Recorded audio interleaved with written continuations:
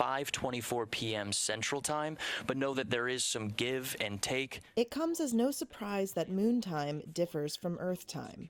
As the U.S. aims to set international norms amid a growing lunar race, the White House has given NASA a directive to establish a unified time standard for the moon.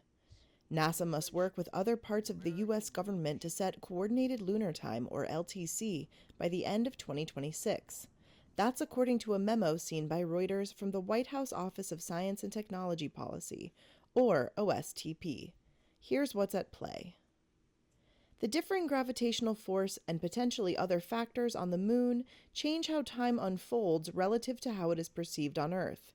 The OSTP memo says that for a person on the moon, an Earth-based clock would appear to lose about 58.7 microseconds per Earth day.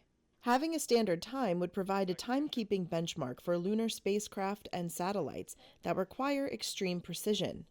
Under its Artemis program, NASA is planning more astronaut missions to the moon in coming years. It aims to establish a scientific lunar base that could help set the stage for future missions to Mars. Dozens of companies, spacecraft, and countries are involved in the effort. Other countries also have their own lunar ambitions.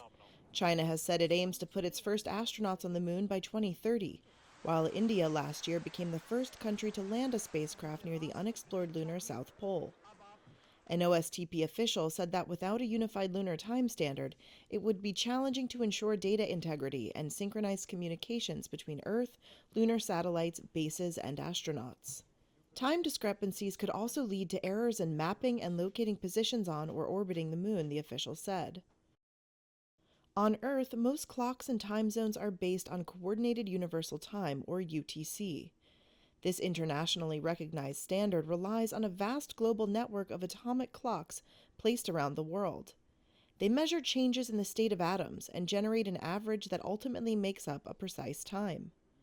The deployment of atomic clocks on the lunar surface may be needed, according to the OSTP official. The OSTP memo says that implementing LTC will require international agreements through existing standards bodies and among the 36 nations that have signed a pact called the Artemis Accords, which involve how countries act in space and on the moon. China and Russia, the two main U.S. rivals in space, have not signed the accords.